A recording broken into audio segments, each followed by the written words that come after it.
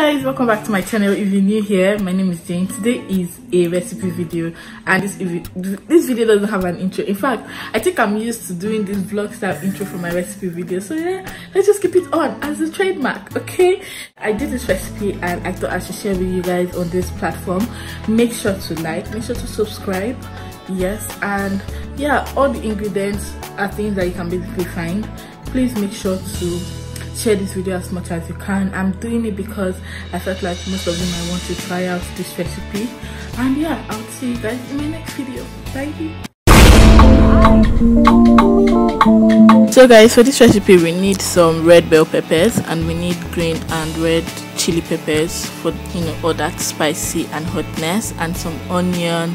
Feel free to add ginger if you have. While I was filming this recipe, I didn't have ginger available, so you can add ginger if you want, just, you know, for more spice in it. So yeah, this is the fish we are using. This fish is called segasin. I'm not sure of how the pronunciation is, but here in Philippines that's what they call this. I think this is applicable to croaker fish, I guess.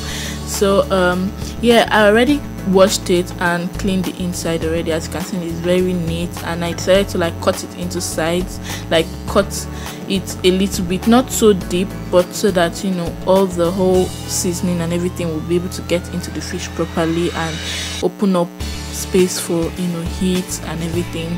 So moving on, I went ahead to blend all the peppers together, and I blended this with oil. Guys, do not use water to blend. You're trying to make a paste, so use oil. This is what I used to, you know, blend this. And after blending, I went ahead to season this with some black pepper, some allspices. I used some barbecue spices as well. I used magic syrup, which is a popular chicken kind of stock here in the Philippines. I added oregano, some thyme as well, and this has basil in it. So yeah, I went ahead to like add all these things, and I added salt. I'm going to go ahead and mix it together so that everything come in at one. I don't know if you get me. So I'm going to go ahead and marinate this fish. Oh my god, guys, use gloves if you have to do this. At the end of this thing, my hands were hurting real bad. Make sure to stuff all that marinade inside the fish, like every single place. Stuff it in, my dears. Don't be too lazy. Stuff it in, massage it properly to make sure that all this marinade goes in. That's so that while this thing is cooking, my dears, it's gonna be entering there. Okay, load the sides very well with a lot of marinade, like load it. Do you get me? So yeah, I kept on doing this. I did this for like about, I think 7 to 10 minutes. I don't think I did this for more than 10 minutes anyways. So I kept on loading it, and I turned the side, flipped the side, did the same thing, repeated this. I did the head as well, like stuff the head, because some people actually love the head of fish. I'm not a fan of head of fish, I just love the eyes. So yeah, you can stuff it in properly and massage this. At the end of it, I kept this in my fridge for about 2 hours before I went ahead to you know, put it in my oven. Now when you're putting it, I advise that you use some, you know, plastic. If you have this, you know, sticky plastic, I've forgotten what it's called, pardon me, use it to seal it up while you put it in your fridge. This will help your fish, you know, get all that juice. But then you can as well marinate this for about 24 hours. You can marinate it overnight if you have enough time. For me, I just had to do it ASAP, so I left it for 2 hours, which is not even long enough. So while it was in my fridge marinating, you know, getting all that juice inside the fridge, I decided to grease my pan with oil. Enough oil, guys. That is because you don't want your fish to come out sticking to the pan, and when you want to transfer it to your serving plate, it's going to be a hot mess. So I decided to grease my pan, both the sides and the center, and this is what the fish looks like after 2 hours of sitting in my fridge. So I didn't stop at that. I went ahead to marinate more.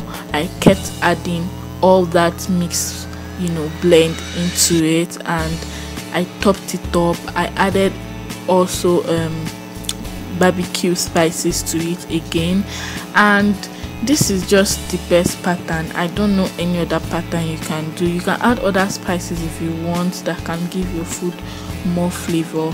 I really wished I had ginger available. It would have done justice to this fish, but I didn't have, and I can't kill myself. So mixing all of this into I'll be putting all of this into the fish. I went ahead to add barbecue spices, as I said earlier, and then I topped it up with lemon. The reason why I'm putting lemon is just because it fancies, like it just does something to your fish.